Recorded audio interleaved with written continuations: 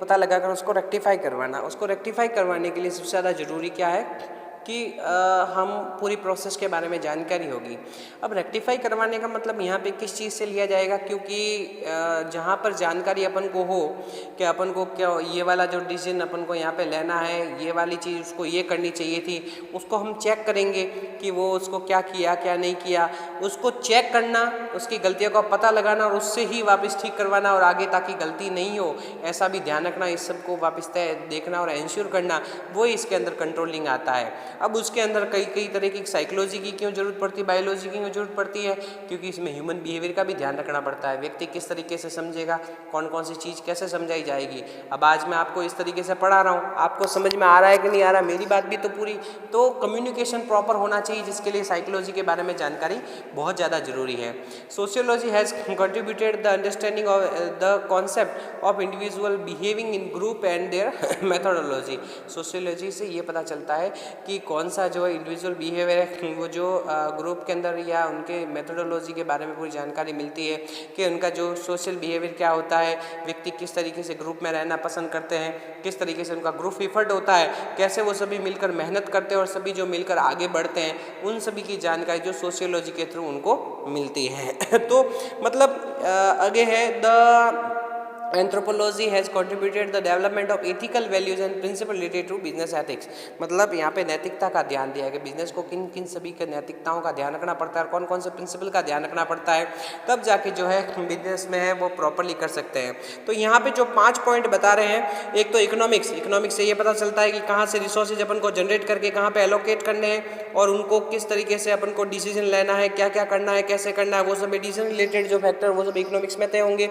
Political science ये बताएगा कि आपको किस तरीके से आपको ऑर्गेनाइजेशन स्ट्रक्चर रखना है, किस तरीके से जो है अपने जो ऑर्डर्स हैं वो ऑर्डर्स और उनका फीडबैक वो जाएगा 3 स्टेप में जाएगा, 2 स्टेप में जाएगा, कौन कौन से जो होंगे वो सभी पॉलिटिकल साइंस से पता चलता है। ऑर्गेनाइजेशनल स्ट्रक्चर वहाँ से तय होता है और किसके पास क्या क्या अधिकार होंगे, क्या क्या जो है अथॉरिटी, रेस्पॉन्सिबिलिटी और अकाउंटेबिलिटी होगी, वो सभी ब्यूरोक्रेसी के थ्रू पॉलिटिकल साइंस से ही पता चलता है। इसलिए इकोनॉमिक्स भी आया, पॉलिटिकल साइंस भी आया, बायोलॉजी और साइकोलॉजी कैसे आया कि क्योंकि इसके बायोलॉजी और साइकोलॉजी के प्रिंसिपल भी हमको जानने पड़ते हैं, क्योंकि एक व्यक्ति का बिहेवियर क्या होता है, वो किस सिचुएशन में कैसा सोचता है, ताकि अपन को बिजनेस के अंदर उसकी सोच का फ़ायदा मिल सके।